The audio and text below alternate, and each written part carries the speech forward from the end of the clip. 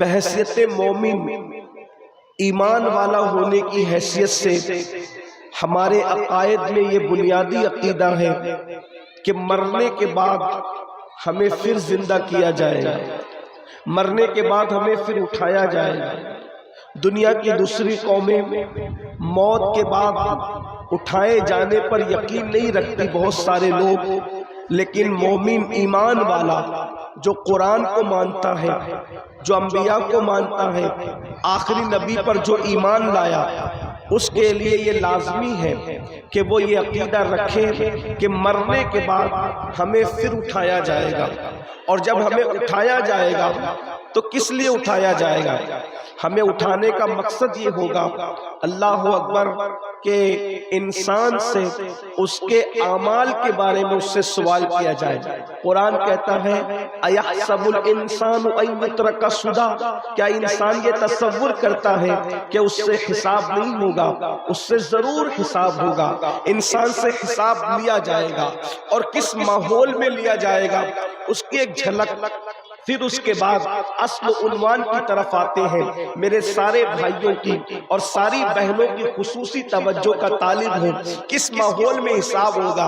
اللہ اکبر، اگر ٹھنڈی ٹھنڈی ہواؤں کے ماحول کے اندر اللہ رب العزت انسان سے حساب لے، اگر باغ و بہار کے ماحول میں انسان سے اللہ حساب لے، اللہ اکبر، رحمتوں کی پھوار کے ماحول میں اگر اللہ انسان سے حساب لے تو بھی انسان کے بس میں نہیں، تو بھی انسان کی طاقت نہیں، تو بھی انسان کی قوت نہیں کہ وہ اللہ کو جواب دے سکے۔ تھوڑا تصور میں لائے، اگر کوئی پیر، واقعی کوئی مرید کسی پیر سے سچی محبت کرتا ہے، یا کوئی شاگرد اپنے استاد سے سچا احترام کرتا ہے، وہ استاد کا سچا احترام کرتا ہے، اور اگر استاد اس سے پوچھ لے کہ بتاؤ تم نے فلاں کام کیوں کیا تھا، تو بتاؤ استاد کے سامنے کیا ایک سوال کا جواب شاگرد دینے کی طاقت رکھتا ہے؟ ہرگز نہیں۔ بیٹا باپ کے سامنے کیا کوئی جواب دینے کی قوت رکھتا ہے؟ مرید اپنے پیر کے سامنے کیا کوئی جواب دینے کی طاقت رکھتا ہے؟ اندازہ کرو میرے بھائیوں، غور کرو، ذرا سوچو اور تصور میں لاؤ، جب پیر کے سامنے مرید جواب دینے کی طاقت نہیں رکھتا، جب بیٹا اپنے باپ کے سامنے جواب دینے کی قوت نہیں رکھتا، جب شاگرد اپنے استاد کے سامنے جواب دینے کی قوت نہیں رکھتا، تو تصور میں لائیے وہ وحدہ لا شریک جس سے انبیاء بھی ڈرتے ہوں، جس سے اولیاء کا پتا جس کے خوف کی وجہ سے پگھل کر کے پانی ہوتا ہوا لوگوں نے دیکھا ہے، وہ داستانیں ہیں اللہ اکبر کہ کوئی روتے روتے اپنی آنکھیں کھو گیا۔ اللہ کے خوف میں بہت سارے اولیاء روتے روتے اپنی آنکھوں کی بینائی انہوں نے کھو دی۔ کچھ کا حال یہ تھا کہ جب اللہ کی بارگاہ میں جواب دینے کا تصور آتا تو ان کا پتا پگھل کر کے، ان کا جگر پگھل کر کے بہتا ہوا لوگ محسوس کرتے۔ اسی طرح لوگوں کے چہرے مایوس نظر آتے، لوگوں کے چہروں پر اداسیاں نظر آتی۔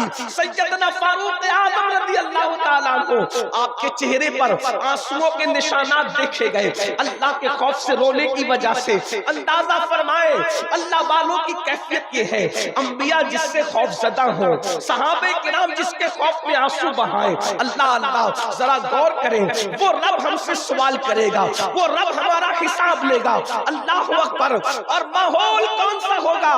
باغ و بہار کا ماحول نہیں ہوگا، ٹھنڈی ہواؤں کا ماحول نہیں ہوگا، فضاؤں کا ماحول نہیں ہوگا، رحمت کی فواروں کا ماحول نہیں ہوگا، بلکہ وہ ماحول کیا ہوگا؟ اللہ اکبر، اللہ کے سچے رسول صادق و مصدوق مصطفیٰ کریم رؤوف الرحیم صلی اللہ علیہ وآلہ وسلم ارشاد فرماتے ہیں، یوم حساب، جس دن اللہ بندوں کا حساب لے گا، جس دن اللہ بندوں سے سوالات پوچھے گا، اس دن انسان کی کیفیت کیا ہوگی؟ انسان کے سر اور سورج کے درمیان صرف ایک ہاتھ کا فاصلہ ہوگا، انسان کے سر اور سورج کے درمیان صرف ایک ہاتھ کا فاصلہ ہوگا۔ ذرا تصور میں لاؤ، مئی کے مہینے میں زندگی گزار رہے ہو، جلسے میں انسان بیٹھا ہوا ہے، اللہ اکبر، تو گرمی کا احساس انسان کو بے چین کرتا ہے۔ پنکھے چل رہے ہیں پھر بھی بے چینی ہے، پنکھے چل رہے ہیں پھر بھی بے قراری ہے، رات کا ماحول ہے، سورج نکل کر چھپ چکا، چھپنے میں گھنٹوں گزر چکے، اس کے باوجود بھی گرمی کا یہ عالم عالم ہے۔ اللہ اکبر، جب چوتھے آسمان پہ نکل کر کے چھپنے والے سورج کی تپش کا عالم یہ ہے کہ آدھی رات کو بھی گرمی محسوس کر رہے ہو، اس وقت جب انسان کے سر کے اوپر سورج ہوگا، چوتھے آسمان پہ نہیں، انسان کے سر پہ سورج ہوگا، اور انسان کے سر اور سورج کے درمیان صرف ایک ہاتھ کا فاصلہ ہوگا، ایک ہاتھ کا فاصلہ، جس کو بعض لوگوں نے سوا نیزے سے تعبیر کیا ہے۔ اللہ اکبر، آج سورج اپنی پیٹھ کی طرف سے چمک رہا ہے، اس وقت سورج اپنے چہرے کی طرف سے چمکے گا۔ جس کی پیٹھ کی تپش کا یہ عالم ہے، اس کے چہرے کی تپش کا عالم کیا ہوگا؟ اللہ کے سچے رسول صادق و مصدوق فرماتے ہیں، کوئی گھٹنوں تک پسینے میں ہوگا، کوئی کمر تک پسینے میں ہوگا، کوئی اللہ اکبر انسان کندھوں تک پسینے میں ہوگا، کسی کے منہ میں پسینے کی لگام ہوگی، اللہ اکبر آنکھیں پانی بن کر بہ رہی ہوگی، انسان کے سروں میں ان کا بھیجا ایسے کھولتا ہوگا جس طریقے سے چولہے پہ رکھی ہوئی ہانڈی کے اندر انسان پانی کھولتے ہوئے دیکھتا ہے، چولہے پہ رکھی ہوئی ہانڈی میں جیسے پانی کھولتا ہے، انسان کا بھیجا اس کی کھوپڑی میں کھول رہا ہوگا، ناک کے ذریعے سے، کان کے ذریعے سے اس کا بھیجا بہ رہا ہوگا، یہ انداز ہوگا۔ اس وقت اللہ بندے سے اس کے بارے میں پوچھے گا، اس کی زندگی کے بارے میں پوچھے گا، اس سے سوال کرے گا۔ سوال کئی ایک ہوں گے، سوال بہت زیادہ ہوں گے، لیکن ایک سوال قرآن یہاں بیان کر رہا ہے، ثُمَّ لَتُسْأَلُنَّ يَوْمَئِذٍ عَنِ النَّعِيمِ۔ اس ماحول میں اس دن ہم تم سے نعیم کے بارے میں پوچھیں گے، نعیم، نعیم کے بارے میں اللہ تم سے پوچھے گا۔ نعیم کیا چیز ہے؟ مفسرین نے مختلف اقوال بیان کیے، نعیم سے مراد یہ، نعیم سے مراد یہ، نعیم سے مراد یہ۔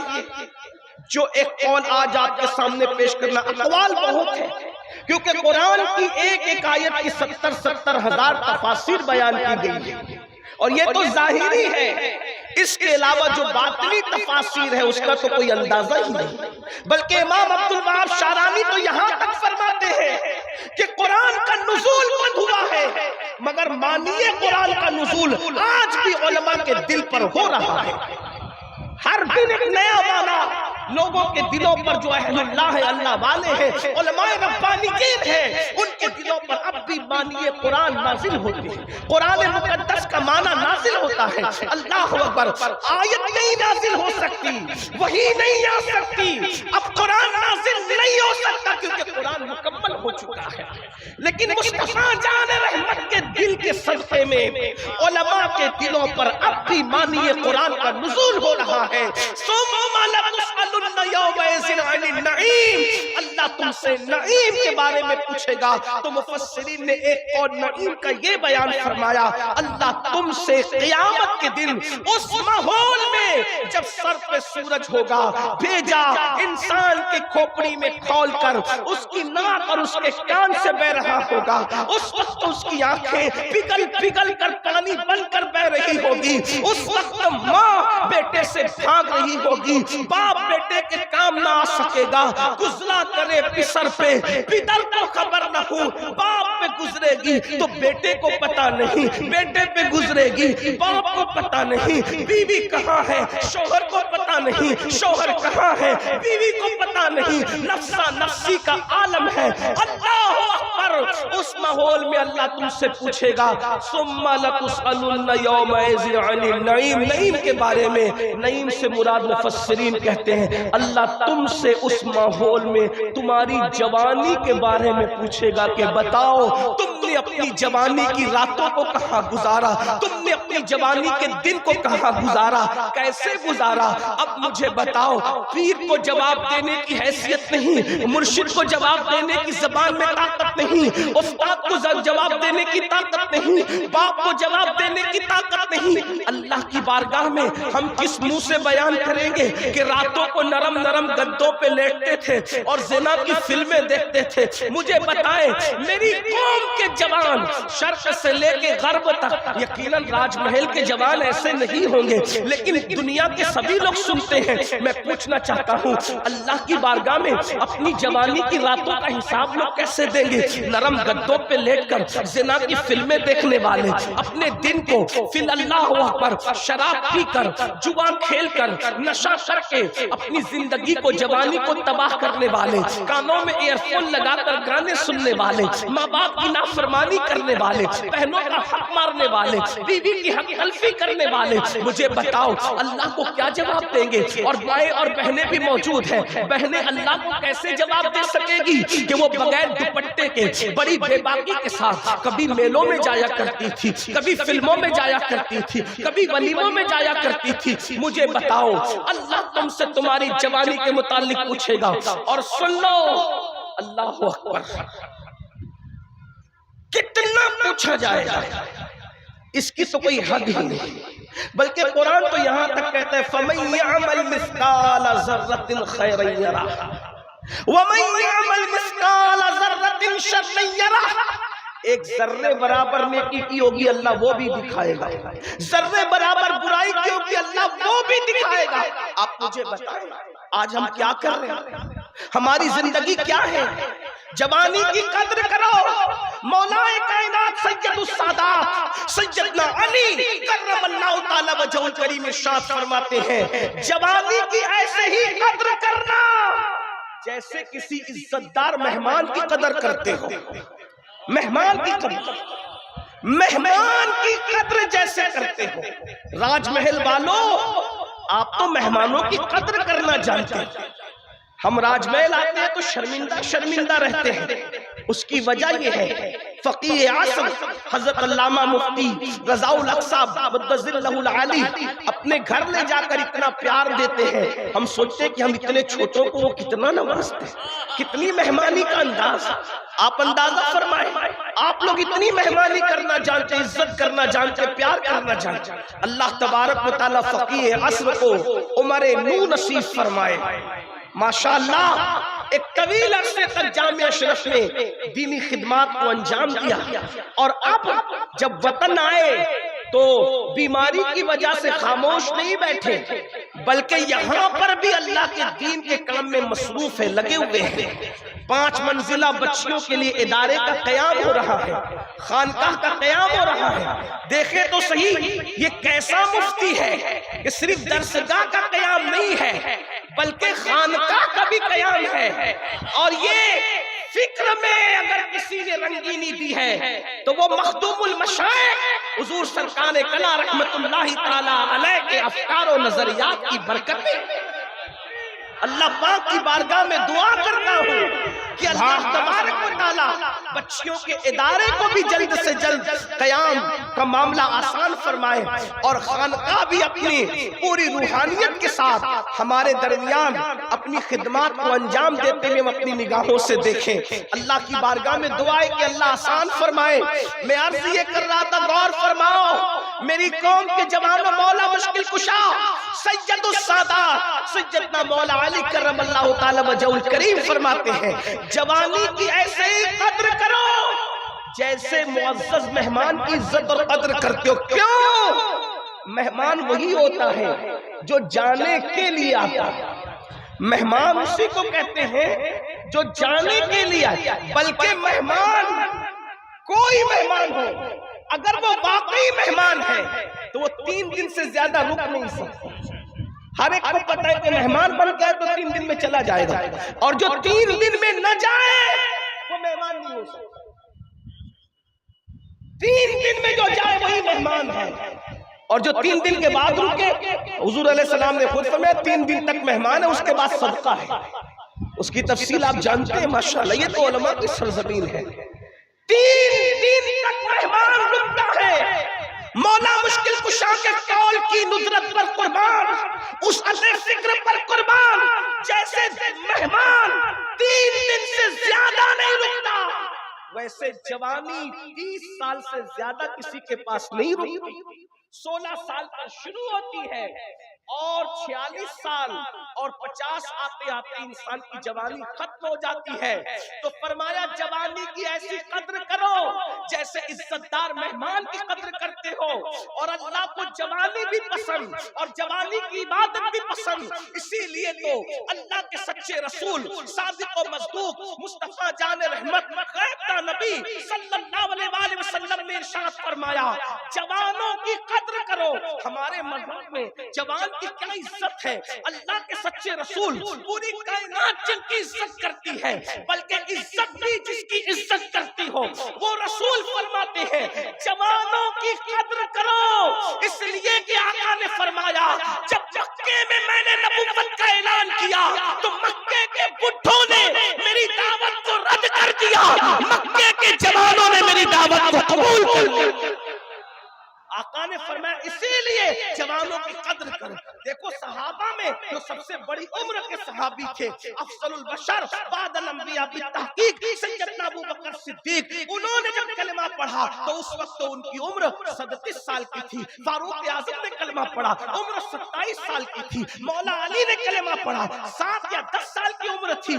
حضرت سعد بن ابی وقاص کہتے ہیں جب احد کی جنگ میں حضور پہ آنے والے تیر کو میں نے اپنے سینے پہ لیا تھا، اس وقت میری عمر 16-17 سال سے زیادہ کی نہیں تھی، ابھی میرے چہرے پہ داڑھی کے بال نکلنا بھی شروع نہیں ہوئے تھے کہ میں نے احد کی جنگ میں رسول اللہ پہ آنے والے تیر کو اپنے سینے پہ لیا تھا۔ ہمارے یہاں جوانوں کی کتنی عزت ہے، کتنی قدر ہے، بلکہ ایک حدیث سن لیں اور ایمان تازہ کریں۔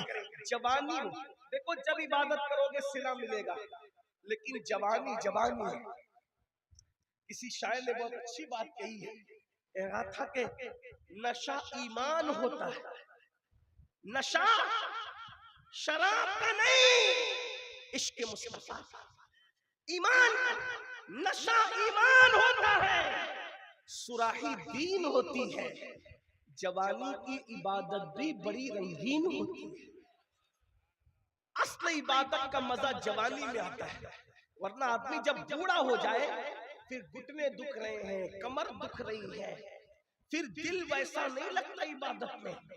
غور فرمائیں اللہ کے سچے نبی صادق و مصدوق صلی اللہ علیہ وسلم نے ارشاد فرمایا جو جوان صبح کے وقت عبادت کرتا ہے، صبح کی عبادت کرتا ہے، تو آقا فرماتے ہیں وہ صبح کے وقت عبادت کرنے والے جوان کو اللہ بوڑھوں پر ایسی فضیلت عطا کرتا ہے جیسے نبیوں کو اللہ نے عوام پر فضیلت عطا فرمائی۔ غور کریں نبیوں کی مرسلین کی فضیلت جیسے پبلک پر ہے، عوام پر ہے، ویسے اس جوان کی فضیلت بوڑھوں پر جو صبح کو عبادت کرے اس کی یہ شان ہے، جو راتیں مصلی پر گزارے اللہ اس کو کیا مقام عطا فرمائے گا۔ اور ایک اور حدیث سنیے، میرے آقا علیہ السلام ارشاد فرماتے ہیں، اللہ کے سچے رسول غیب دا نبی صلی اللہ علیہ وسلم نے فرمایا جو جوان جوانی میں حرام سے بچے، اب ذرا جملوں پہ غور کرنا، جو جوان جوانی میں حرام سے بچے اور فرائض اور واجبات پہ عمل کرے، اللہ اس جوان کو 70 صدیقوں کے برابر ثواب عطا فرماتا ہے، 70 صدیقوں کا ثواب عطا کرتا ہے، 70 صدیقوں کا اجر عطا کرتا ہے۔ لوگ ولی بننے کی بات کرتے ہیں، ولایت اپنی جگہ، لیکن ولایت سے بھی بڑا مرتبہ صدیقیت کا مرتبہ ہے، شہید سے بھی بڑا مرتبہ صدیقیت کا مرتبہ ہے۔ نبوت اور صدیقیت کے درمیان اور کوئی مرتبہ اور درجہ نہیں ہے، نبوت کے بعد سب سے بڑا مرتبہ صدیقیت کا مرتبہ ہے، اور ایک تو صدیق نہیں، جوانی میں جو حرام سے بچے اللہ اس سے 70 صدیقوں کا ثواب عطا فرماتا ہے، 70 صدیقوں کا اجر عطا فرماتا ہے۔ صرف حرام سے بچ جاؤ، فرائض اور واجبات کی پابندی کر لو۔ آئیے حرام سے کیسے بچے، کیا کیا حرام ہے، میں چند حرام آپ کو گناتا ہوں، اللہ کرے آپ بچ جائیں۔ صدیق ایک صدیق نہیں، 70 صدیقوں کا اجر۔ اور کون کہہ رہا ہے؟ جلسے کے ناظم نے نہیں کہا کہ لوگ مبالغہ کر جائیں، نہیں، یہ اس نے کہا ہے، میرے امام کہتے ہیں وہ زبان جس کو سب کن کی کنجی کہے، اس کی نافذ حکومت میں لاکھوں سلام، وہ دہن جس کی ہر بات وحی خدا، چشمہ علم و حکمت پہ لاکھوں سلام۔ حرام سے بچو، جوانی میں حرام سے بچو، فرائض اور واجبات کی پابندی کرو، 70 صدیقوں کا اجر ملے گا، 70 صدیقوں کا اجر ملے گا۔ حرام کیا ہے؟ نمبر 1 گن لیتے چلیں جتنے وقت میں گنجائش ہے، کیونکہ محفل تو جاری رہے گی لیکن مجھے اپنے وقت میں گفتگو تمام کرنی ہوگی۔ لیکن نمبر 1 پہلی چیز جو حرام ہے اور اشد حرام ہے وہ ہے جھوٹ۔ جھوٹ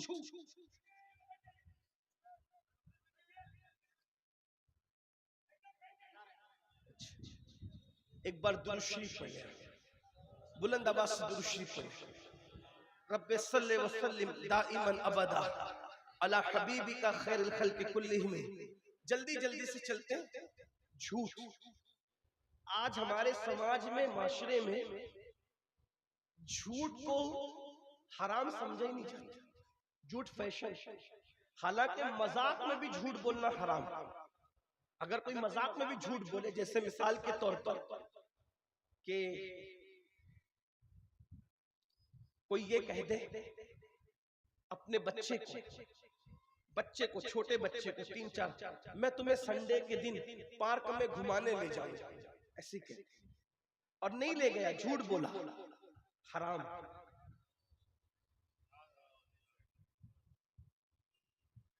مذاق میں بول دیا وہ دیکھو عبد الرحمن آ رہا ہے، حالانکہ کوئی نہیں آ رہا تھا، یہ بھی حرام۔ اندازہ فرمائیں جس مذہب میں، اب ذرا توجہ سے، میرے بھائیو ٹائم میرے پاس کم ہے، اگر آپ لوگ اسی طرح بات کرتے رہے تو میرا وقت، کوئی کچھ نہ کہے، کوئی میں عرض کر رہا ہوں، کوئی کچھ نہ کہے، تھوڑی دیر سن لیں، بہت اچھے لوگ ہیں آپ، محبت والے لوگ، تھوڑی دیر سنیں۔ آدھے گھنٹے سے بھی کم میں گفتگو مکمل کر لوں گا، لیکن سن لیں، اس لیے کہ کبھی کبھی تو آپ لوگوں سے ملاقاتیں ہوتی، آپ لوگ بہت بڑے بڑے خطبہ کو بلاتے ہیں، سنتے ہیں، میں کوئی خطیب نہیں، میں صرف اپنے دل کا درد آپ کے دلوں کے دروازے پہ انڈیلنا چاہتا ہوں، بس، اور کوئی بات نہیں۔ جھوٹ مذاق میں بھی حرام۔ غور فرمائیں، جس مذہب میں مذاق میں بھی جھوٹ حرام ہو، آج وہ قوم مسجد کے اندر بیٹھ کر بھی جھوٹ بولتی۔ سوچو، بلکہ اللہ کے رسول صلی اللہ علیہ وآلہ وسلم سے پوچھا گیا کہ یا رسول اللہ صلی اللہ علیہ وآلہ وسلم، کیا کوئی مومن فلاں گناہ کر سکتا ہے؟ فرمایا ہاں کر سکتا ہے۔ ایک بہت بڑے گناہ کا نام لیا، میں نہیں لوں گا، اس لیے نہیں لوں گا کہ لوگ آج اس کا بھی مس یوز کر سکتے ہیں۔ تو کوئی مومن فلاں گناہ کر سکتا ہے؟ حضور علیہ السلام نے ہاں کر سکتا ہے۔ کوئی مومن فلاں گناہ بھی کر سکتا ہے؟ ہاں کر سکتا ہے۔ پھر پوچھا یا رسول اللہ کیا مومن جھوٹ بھی بول سکتا ہے؟ آقا نے فرمایا نہیں، جو مومن ہوگا وہ جھوٹ نہیں بول سکتا۔ غور فرمائے، کون کہتا ہے؟ اس کا مطلب یہ ہے ہم لوگ قادری بن گئے، برکاتی بن گئے، رضوی بن گئے، اشرفی بن گئے، وارثی بن گئے، مداری بن گئے، ہم مومن کب بنے؟ کامل مومن کب بنے؟ بڑی معذرت کے ساتھ اگر پیر و مرشد نے ٹوپی دی ہے، ہم اس ٹوپی کی کتنی عزت کرتے ہیں، اور کرنا بھی چاہیے۔ پیر مرشد نے امامہ دیا ہے، شجرہ دیا ہے، پیر و مرشد نے اپنا لباس دے دیا ہے، کتنی عزت کرتے ہیں، سنبھال کے رکھا ہے، کہا کیا اس کو قبر میں لے جائیں گے؟ آپ سے پوچھتا ہوں، پیر کے دیے ہوئے تحفے کی قدر ہے؟ رسول اللہ نے جو شریعت کا تحفہ دیا، اللہ کے قانون کا تحفہ دیا، قرآن جیسا عظیم تحفہ دیا، اس کی ہمارے نزدیک کیا قدر ہے؟ پیر کا شجرہ جتنا قیمتی ہے، اس سے بڑھ کر سارے پیروں کے پیر، پیران پیر کے بھی پیر محمد رسول اللہ نے تو ہمیں قرآن جیسا عظیم دستور عطا فرمایا، وہ کہاں ہے؟ وہ زندگیوں میں کہاں ہے؟ شجروں کی بالکل عزت کی جاتی اور کی جائے گی، ہم اس کے کبھی مخالف نہیں۔ لیکن میں تو یہ کہتا ہوں سنیوں سے زیادہ قرآن کی اہمیت کو کوئی سمجھ نہیں سکتا. کیوں؟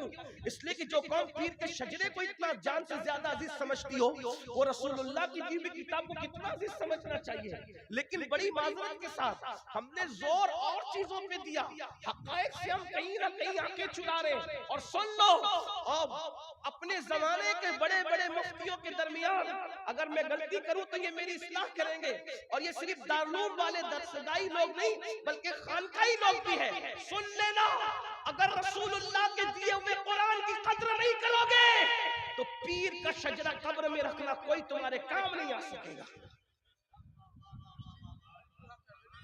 قرآن کو چھوڑ دیا, جو قوم قرآن کو چھوڑ دے اللہ کے رسول اس کے خلاف اللہ کی عدالت میں شکایت کریں گے, اللہ میری قوم نے میرے قرآن کو چھوڑ دیا تھا. جس کی شکایت شافعی یوم النشور کرے اس کی سفارش کون کرے گا؟ کون اس کی سفارش کرے گا؟ اور قرآن میں ہے کہ اللہ رب العزت جھوٹوں پر لعنت کرتا ہے, لعنت اللہ علی الکاذبین, جھوٹوں پہ اللہ کی لعنت ہے. حدیث پاک میں آیا جب کوئی بندہ ایک بار جھوٹ بولتا ہے تو اس کے منہ سے اتنی بدبو نکلتی ہے کہ ایک میل دور فرشتہ ہٹ جاتا ہے. تمہارے ہم نے بڑے بڑے منجن بہت زیادہ قیمتی جو ہے وہ ٹیوب پیسٹ استعمال کر کے منہ کی بدبو دور کرنے کی کوشش کی. وہ جھوٹ کی بدبو جس سے فرشتہ دور ہٹتا ہے, اس کے لیے کون سی صفائی کا انتظام کیا. حرام سے بچو جوانی میں, 70 صدیقوں کا ثواب نہیں. نمبر 2, دوسرا حرام بد نگاہی, یعنی جن جیسے بد نگاہی سے مراد عورتوں کو بے پردہ دیکھنا.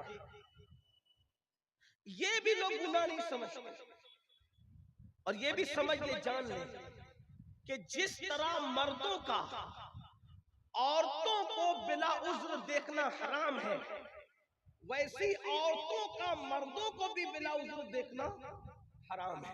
قرآن کہتا ہے قُلْ لِلْمُؤْمِنِينَ يَغُضُّوا مِنْ أَبْصَارِهِمْ, مومنوں کو کہہ دو, اے محبوب اپنے غلاموں کو مومنوں کو کہہ دو کہ وہ اپنی نگاہوں کو نیچی رکھیں. آج بد نگاہی جو حرام ہے, بلکہ حدیث پاک میں آیا کہ شیطان کے تیروں میں سے تیر ہے بد نگاہی, یعنی عورتوں پہ بدی کی نظر ڈالنا, عورتوں پر پاپ کی نظر ڈالنا, عورتوں پر گناہ کی نظر ڈالنا. کتنے لوگ نظروں کو بچاتے ہیں, نگاہوں کو کتنے لوگ بچاتے ہیں, کتنے لوگ حفاظت کرتے ہیں. سید الطائفہ حضرت جنید بغدادی رضی اللہ تعالیٰ عنہ فرماتے ہیں ہو سکے تقوی کی بات, ہو سکے اگر تمہیں دودھ دونے کی ذمہ داری نہیں ہے, دودھ دونا تمہارا کام نہیں ہے, تو ہو سکے تو بکری اور گائے کے تھنوں کو بھی دیکھنے سے پرہیز کیا کرو. یہ تقوی سے زیادہ قریب ہے, یہ پرہیزگاری سے زیادہ قریب. ایک بار جنید بغدادی سرکار کی بارگاہ میں جوان آ کے کہتا ہے حضرت مجھے نماز میں لذت نہیں ملتی. تو فرمایا شاید تو نے کسی زانی کی آنکھوں میں تک لیا ہے, اس لیے اللہ نے تجھ سے نماز کی لذت کو چھین لیا ہے. زانی کی آنکھوں میں تکنے سے نماز کی لذت چھین لی جاتی ہے. جو قوم رات کے 3 بجے تک زنا کی فلمیں دیکھے اس قوم کو نماز کی توفیق کیسے ہو سکتی ہے؟ اس لیے کہ قدرت جس سے ناراض ہوتی ہے اس سے روزی روٹی نہیں چھینتی, قدرت جس سے ناراض ہوتی ہے اس سے عبادت کی توفیق چھین لیتی ہے. مسجدوں سے دور ہونے والوں, مسجدوں سے رشتہ توڑ لینے والوں, میں تو لوگوں کو کہتا ہوں کیا دن آ گئے. اقبال جیسے مفکر نے کہا تھا دی اذانیں کبھی یورپ کے کلیساؤں میں اور افریقہ کے تپتے ہوئے صحراؤں میں, دشت تو دشت ہے دریا بھی نہ چھوڑے ہم نے, بحر ظلمات میں دوڑا دیے گھوڑے ہم نے. میں پوچھنا چاہتا ہوں تم ہی تو تھے نا میرے جوانوں, تم نے یورپ کے کلیساؤں میں اذانیں پڑھی تھی, افریقہ کے صحراؤں میں اذانیں پڑھی تھی, تم ہی تھے. آپ سے پوچھتا ہوں آج تم یورپ کے کلیساؤں میں کیسے اذان پڑھو گے جس کی حالت آج اتنی گر چکی, جو خود کے پیدا کیے ہوئے بچے کے کان میں اذان دینے کا علم نہیں رکھتا, وہ یورپ کے کلیساؤں میں کیسے اذان دے سکتا ہے, وہ افریقہ کے صحراؤں میں کیسے اذان دے سکتا سکتا ہے. کتنے حالات گر گئے, دین سے کتنے دور ہو گئے. آؤ سیدنا سلمان فارسی سرکار ارشاد فرماتے ہیں. حضرت سلمان فارسی کون ہے؟ اللہ اکبر. جن کے بارے میں میرے آقا نے ارشاد فرمایا کہ سلمان میری امت کے زاہدوں میں سے. کیسا زاہد؟ عراق کا گورنر بننے کے بعد بھی جس نے چھت کے نیچے کبھی سونا پسند نہیں, بغیر چھت ایک درخت کے نیچے عراق کا گورنر رہتا تھا. جس کا خود کا گھر نہیں تھا اسے سلمان فارسی کہتے ہیں. جس نے کبھی اپنا گھر نہیں بنایا اس کو سلمان فارسی کہتے ہیں. اللہ اکبر. وہ سلمان فارسی فرماتے ہیں, دیکھو نگاہ کی حفاظت کے بارے میں سرکار سلمان فارسی کا قول سن. سلمان فارسی فرماتے ہیں میں مارا جاؤں پھر زندہ کیا جاؤں, پھر مارا جاؤں پھر زندہ کیا جاؤں, پھر مارا جاؤں پھر زندہ کیا جاؤں. 3 بار مرنے کی تکلیف اٹھانا میرے لیے آسان ہے, لیکن ایک مرتبہ کسی کی شرمگاہ دیکھنا میرے لیے مشکل ہے. جملے پہ غور کریں, اندازہ کریں. میری قوم کے جوانوں, جوانی میں اپنی آپ کو برباد مت کرو, ہلاک مت کرو, تباہ مت کرو. سوچو اور غور کرو. سلمان فارسی کہتے 3 مرتبہ موت کی تکلیف اٹھانا آسان اور 1 مرتبہ کسی کی شرمگاہ دیکھنا میرے لیے مشکل. کیوں؟ کہا کہ ایک بار کسی کی شرمگاہ دیکھنے پر یا خود کی شرمگاہ دکھانے پر جو عذاب دیا جائے گا وہ عذاب 3 مرتبہ موت کی تکلیف سے بھی زیادہ سخت ہوگا. اس لیے میں مرنا تو پسند کرتا ہوں لیکن کسی کی شرمگاہ, کسی کے سطر کو دیکھنا پسند نہیں کرتا. یہ باتیں حیا کی وجہ سے کہنے کی ہمت بھی نہیں ہوتی, مگر کریں کیا؟ جیسا مریض ہے ویسی دوا تو دینی پڑے گی. وہ قوم سلمان فارسی جو یہ بات کہیں کہ 3 مرتبہ مرنے کی تکلیف اٹھانا گوارا ہے مگر ایک بار کسی کے سطر دیکھنے پہ جو عذاب ہوگا اس کی تکلیف ہم برداشت نہیں کر سکتے. آج کیا ہو گیا؟ زنا کی فلمیں عام ہو رہی ہے, اللہ اکبر, اور اسی کی وجہ سے زنا بھی عام ہو رہا ہے. میری قوم کے جوان 16 17 سال کی عمر میں وہ سب کچھ کر جا رہے ہیں. اللہ اکبر, جس کا تصور نہیں کیا جا سکتا. اللہ اکبر. یہی قوم کے جوان تھے, یہی مسلم جوانوں کی کیفیت تھی. اگر کوئی بندہ اپنی بیٹی کو عزت کی حفاظت چاہتا تو وہ کہتا چلو چل کر مسلمانوں کے محلے میں رہیں گے, اس لیے کہ مسلمان لوگ کسی کی بیٹی پر ہاتھ نہیں اٹھاتے, کسی کی بیٹی پہ آنکھ نہیں اٹھاتے. اللہ اکبر. یہ کردار تھا.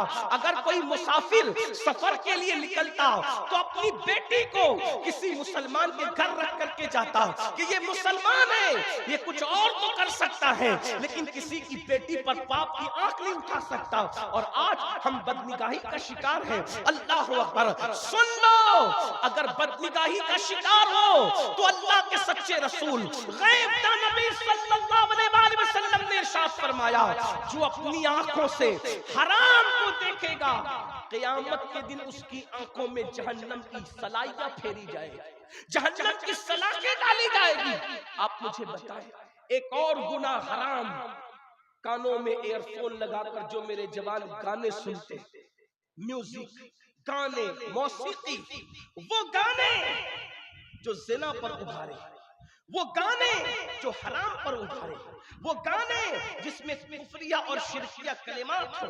اللہ کے رسول صلی اللہ علیہ وآلہ وسلم ارشاد فرماتے ہیں کہ جن کانوں نے گانے سنے ہوں گے قیامت کے دن ان کانوں میں سیسا پگھلا کر کے ڈالا جائے. ان کا ہے ہمارے اندر طاقت اللہ کے عذاب کو برداشت کرنے کی طاقت نہیں ہے. تو بات سمیٹتے ہیں, سچی توبہ کا, اللہ کی طرف پلٹو. کیوں اور جوانی میں ہی پلٹ جاؤ, جوانی ہی میں پلٹ جاؤ, کیونکہ اللہ کے رسول نے فرمایا جو جوان جوانی میں توبہ کرتا ہے اللہ اس جوان کو اپنا محبوب بنا لیتا ہے. اگر اللہ کا محبوب بننا ہے جوانی ہی میں توبہ کر. اور جن لوگوں نے جوانی میں توبہ کی وہ کیا تھے خدا نے کیا بنا دیا. اختتامیہ کے طور پہ اپنی بہنوں کی بھی توجہ چاہتا ہوں, اس لیے کہ بہنیں بھی پہلے عورتیں گناہ کے معاملے میں اتنی آگے نہیں تھی، لیکن برا ہو سیریلوں کا، برا ہو فلموں کا، اس نے بھی عورتوں کو بہت مس گائیڈ کیا ہے۔ آپ کے یہاں کی عورتیں ایسی نہیں ہیں، ہندوستان کی عورتیں ایسی نہیں ہیں، لیکن دنیا سے یہ بات ہمارے کانوں میں آ رہی ہے اور تقریر تو پوری دنیا ہی کے لوگ سنتے ہیں، الحمدللہ۔ اب تو ایسا ہے کہ سالی بہنوئی سے محفوظ نہیں، الا ماشاء، چچا زاد بہنیں چچا زاد بھائیوں سے محفوظ نہیں، بھاوج دیور سے محفوظ نہیں۔ یہ فلموں کی گندگی ہے، ہنسنے کی بات نہیں۔ ایک دور وہ تھا میرے بھائیوں کہ بھابھی کا چہرہ دیور پوری پوری زندگی نہیں دیکھتے، اور بھابیاں دیوروں کے سامنے کبھی بے پردہ نہیں آتی۔ اور آج تو لوگ کہتے ہیں بھابھی دیور کا رشتہ تو ہنسی مذاق ہے، یہ کوئی اور مذہب میں ہو سکتا ہے، اسلام میں نہیں ہو سکتا۔ اسلام میں تو ہم دیور جانتے ہیں مولا علی جیسا، اور بھاوت جانتے ہیں سیدہ عائشہ صدیقہ جیسا۔ ہمارے مذہب میں تقدس، ہمارے مذہب کی پوترتا کی ہے۔ کیا ہو گیا؟ کیا ہوا ہے میری قوم کو؟ اللہ اکبر! یہ سب گندی سیریلوں کی گندگی ہے۔ اپنے گھروں سے سیریلوں کا خاتمہ ہونا چاہیے۔ بہت شوق سے آج قوم کی بچیاں پاکستانی سیریل دیکھتی، ہندوستانی سیریل دیکھتی، اور بچیاں بہت شوق سے کہتی ہندوستان اور پاکستان کے جو سیریل ہیں اس میں گھریلو داستان، کوئی گھریلو داستان نہیں ہے، اس میں افیئر سکھایا جا رہا ہے، دیور بھاوج کی گندگی کے تعلقات سکھائے جا رہے ہیں، سالی اور بہنوئی کو گندگی کی ٹریننگ دی جا رہی ہے۔ یہ ساری چیزوں پر آپ کی نظر ہونی چاہیے۔ اپنے گھروں میں اسلامی ماحول بناؤ، اپنے گھروں میں اسلامی کلچر کو رواج دو، اپنے گھروں میں تقوی پرہیزگاری کے ماحول کو رواج دو۔ آج لوگ کہتے ہیں ہم دنیا میں اسلام کا پرچم لہرائیں گے، میں کہتا ہوں اپنے گھر کی سلطنت تیرے ہاتھ میں ہے۔ جب تو اپنے گھر میں اسلام قائم نہ کر سکا تو تو محلے میں کیا اسلام قائم کرے گا میرے بھائی؟ تو دنیا میں کیا اسلام قائم کر؟ تیرے گھر میں تیری چلتی ہے، جب تو نے وہاں اسلام قائم نہیں کیا، بتا۔ یہ بہنیں بیٹھی ہوئی ہیں، ان سے کہتا ہوں سن لے وہ بھی توجہ کے ساتھ۔ پہلے کی عورتیں کیسی تھی؟ مر جانا گوارا تھا، کسی مرد کے سامنے آنا گوارا نہیں تھا۔ حضرت رابعہ بصری نام سنا ہوگا، وہ رابعہ کعبہ جس کے استقبال کے لیے آتی، مشہور واقعہ بار بار آپ نے سنا ہوگا، اگر نہیں سنا ہے تو دو جملے میں صرف اشارہ کر دوں، واقعہ نہیں بتاتا۔ جب رابعہ بصری حج کے لیے گئی تو کیا دیکھا کہ کعبہ رابعہ کے استقبال کے لیے آیا، تو رابعہ نے کعبہ دیکھ کے کہا اے کعبہ تو کیوں آیا؟ میں تجھے تو دیکھنے نہیں آئی تھی، میں تو یار کے دیدار کے لیے آئی۔ وہ رابعہ بصری ایک مرتبہ جا رہی ہے رستے سے، کسی مرد نے دیکھ لیا، رابعہ بصری کو کسی مرد نے دیکھ لیا۔ توجہ کریں، آج مرد دیکھ لے، مرد پکڑ لے، چوڑی پہنانے کے بہانے عورتیں اپنا ہاتھ مردوں کے ہاتھ میں دیتی۔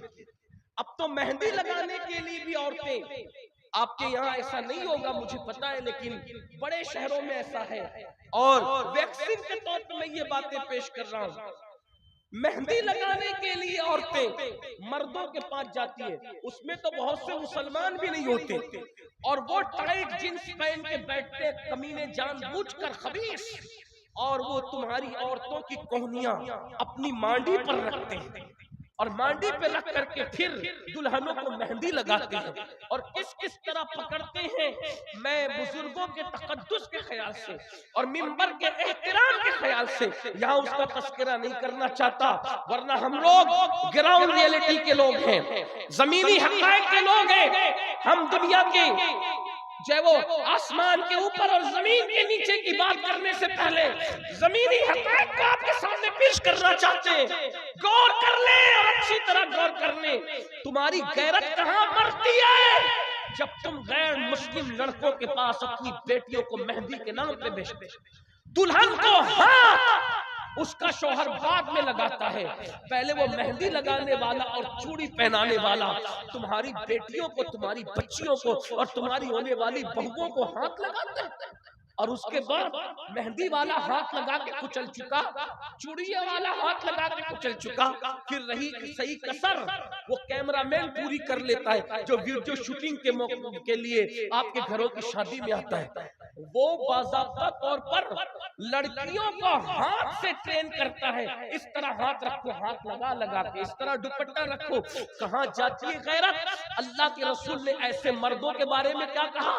اللہ نے جنت میں لکھ رکھا ہے کہ جنت دیوسوں پہ حرام کر دی گئی، جنت دیوسوں پہ حرام کر دی گئی۔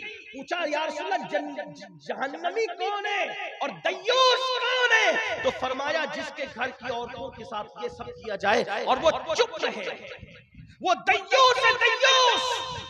ارے تمہارے کلیجے کو کیا ہو گیا مسلمانوں؟ ایک دور وہ تھا کہ غیرت کی وجہ سے مسلمان اپنی بیٹی کے صرف دیکھ لینے والے کو برداشت نہیں کرتا تھا، اور آج مہندیوں کے نام پہ، چوڑیوں کے نام پہ، بیوٹی پارلروں کے نام پہ یہ سب کچھ ہو رہا ہے۔ کہاں ہیں ہم؟ کہاں ہیں ہم؟ یہ دیوسیت تمہیں برباد کر رہی ہے۔ تو عرض یہ کر رہا تھا کہ رابعہ بصری کو ایک مرد نے صرف دیکھ لیا، اللہ کا خوف اتنا طاری ہوا کہ اللہ کے خوف سے رابعہ زمین پہ گر گئی اور ہاتھ ٹوٹ گیا۔ ہاتھ ٹوٹا تو کہا اللہ تیرا شکر ہے۔ جس عورت کو کوئی مرد پاک کی نظر سے دیکھے تو اس کو یہ دکھ ضرور ملنا چاہیے، حالانکہ اس میں رابعہ کا کیا قصور تھا؟ حضرت رابعہ کا کیا قصور تھا؟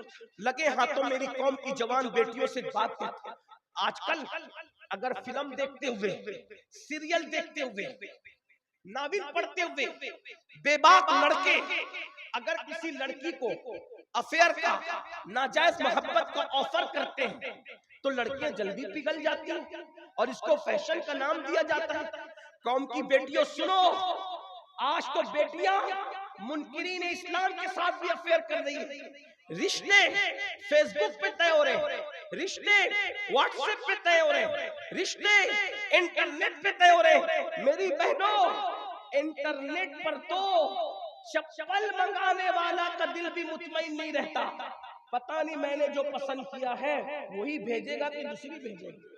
ذرا غور فرمائیں، جب انٹرنیٹ پر آئی ہوئی چپل پر دل مطمئن نہیں ہوتا تو انٹرنیٹ پر لوگ رشتے کیسے طے کر لے رہے ہیں؟ مجھے حیرت اس بات پر ہے۔ پھر ہاتھوں کی مہندیاں بھی نہیں چھوٹتی اور طلاق تک کی نوبت آتی ہے۔ شریفوں کے رشتے انٹرنیٹ، یوٹیوب اور فیس بک پہ طے نہیں ہوتے۔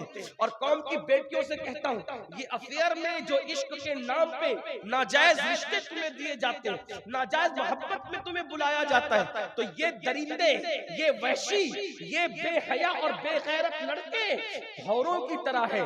جیسے بھورا ایک بار پھول کا رس چوس کر دوبارہ پھر پھول کی طرف رخ نہیں کرتا، تتلیوں کے باغبان کی طرح ان کی شرارتیں ہیں۔ جیسے تتلیاں ایک مرتبہ پھول کا رس چوس کر دوبارہ ادھر منڈلاتی بھی نہیں، ایسے ہی یہ نوجوان چھوکرے فلمیں دیکھ کر، گندی فلمیں دیکھ کر محبت کے نام پہ زنا کی طرف تمہیں لے جاتے ہیں۔ آؤ، وہ جو بات کرنے چلا تھا، کیا عورتیں تھی، کیا بیٹیاں تھی، کیا مقدس ہستیاں تھی۔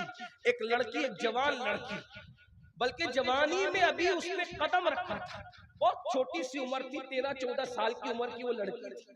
کیا بیٹیاں تھی، قابل رشک بیٹی۔ ان کے ذکر سے آج بھی نگاہوں میں تقدس پیدا ہوتا۔ 13-14 سال کی بیٹی ہے، ماں نے کہا بیٹا چلی ذرا بازار چلی جا اور فلاں سامان لے کر، بازار جا تھوڑا سامان لے۔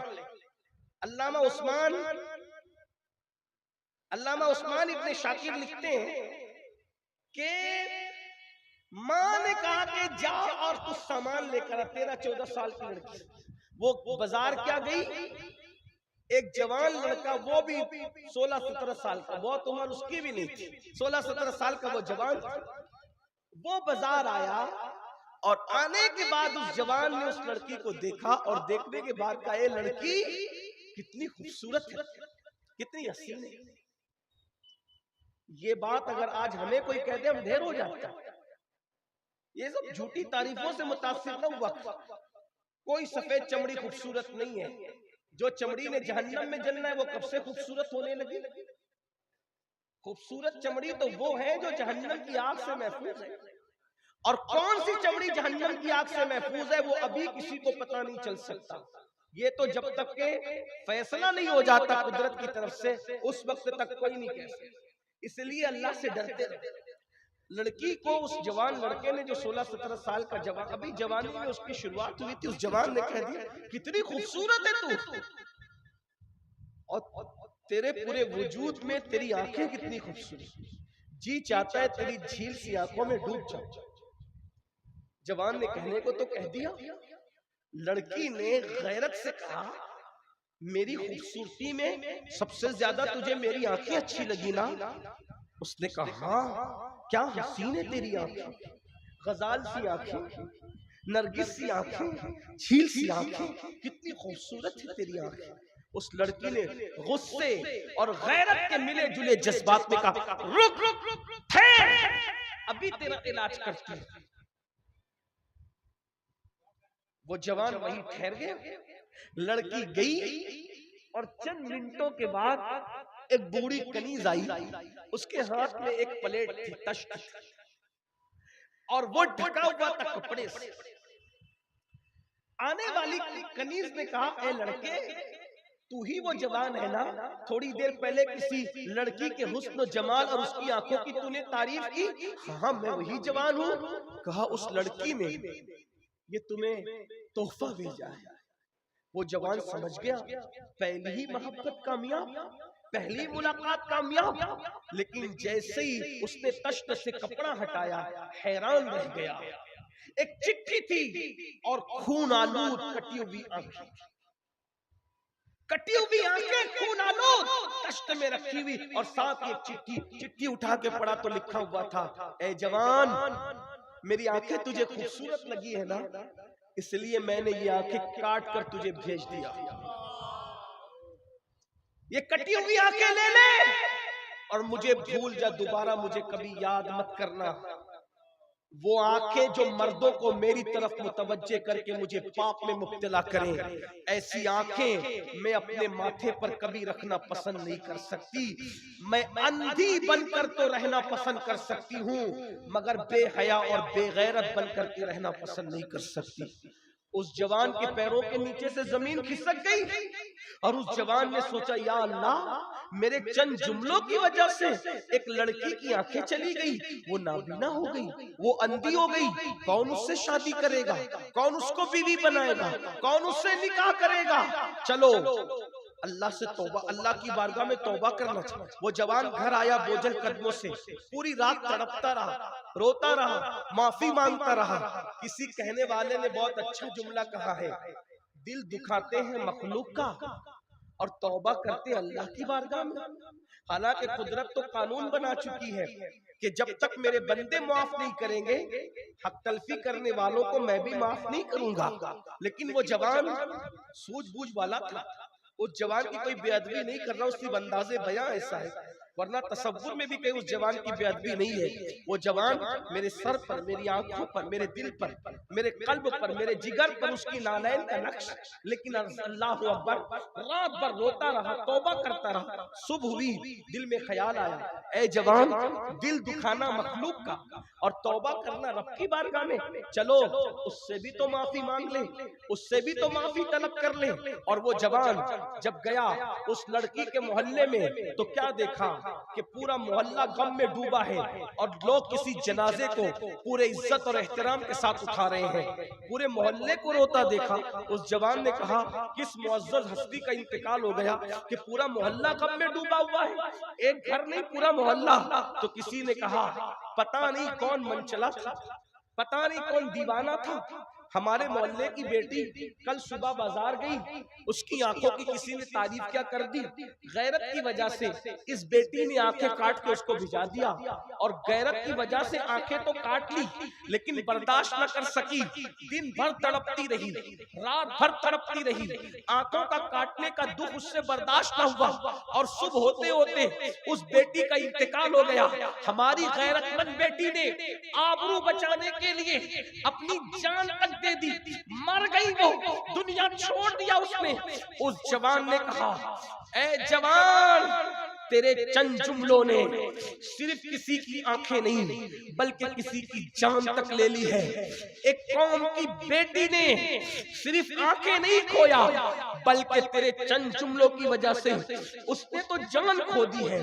مر گئی ایک قوم کی ایک بغیرت بیٹی, ایک باغیرت بیٹی مر گئی ایک قوم کی. اے جوان, تینے کیا کر دیا؟ احساس احساس احساس. پھر اس جوان نے جو 16-17 سال کا جوان تھا, اس نے اللہ کی بارگاہ میں سچی توبہ کی. مولا, میرے چند جملوں سے کسی کی آنکھ جا سکتی ہے, کسی کی جان جا سکتی ہے.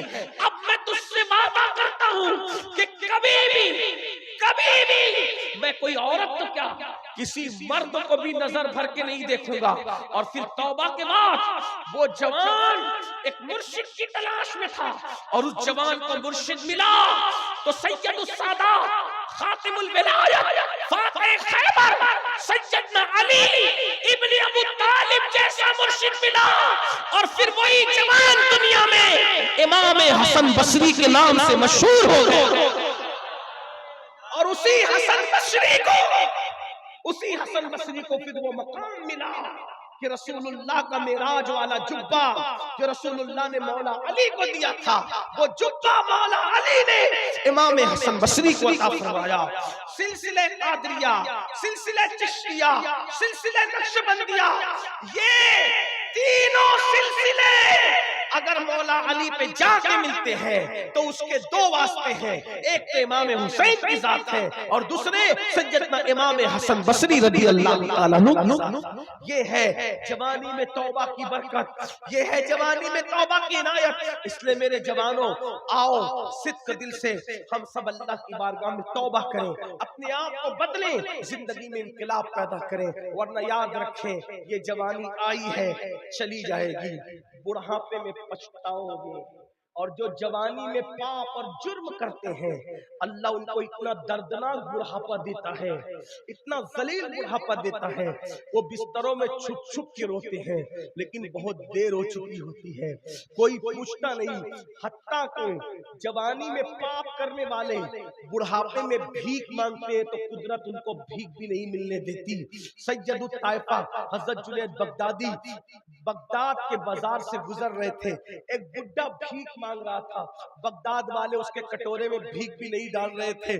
تو کسی نے کہا مرشد, بغداد والے اتنے سخت دل ہو گئے کہ اس بڈھے کو بھیک بھی نہیں دیتے. تو مرشد جنید بغدادی نے فرمایا تھا کہ شاید اس نے جوانی میں پاپ کیے ہوں گے, اس لیے اللہ نے اس کو اتنا ذلیل بڑھاپا دیا. اور جب تحقیق کی گئی تو پتا چلا کہ سرکار جنید بغدادی کا اندازہ صحیح تھا. اس لیے جوانی کی یہ خوبصورت راتیں چلی جائے گی, جوانی کی یہ رنگین سی راتیں چلی جائے گی.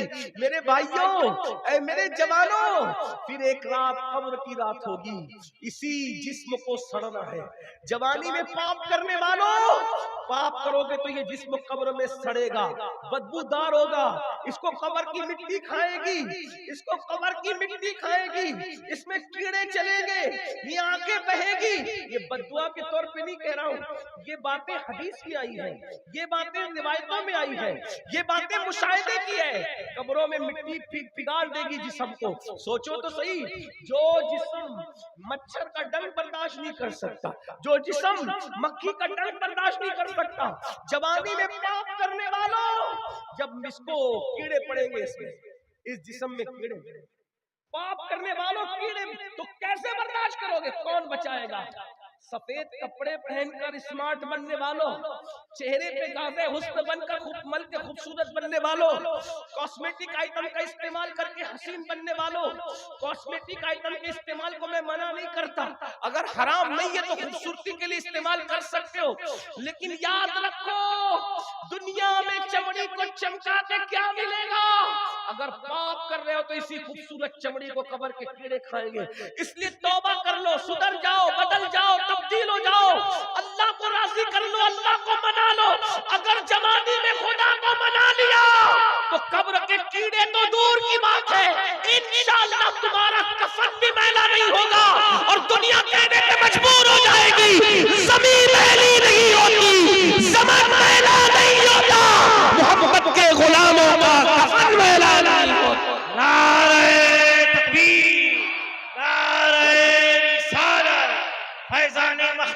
مشرف کانفرنس۔ استغفر اللہ وما علینا الا البلاغ۔ السلام علیکم ورحمۃ اللہ وبرکاتہ۔ جائیں نہیں، محفل جاری رہے گی، آپ تشریف رکھیں، محفل کے تقدس کو قائم رکھیں۔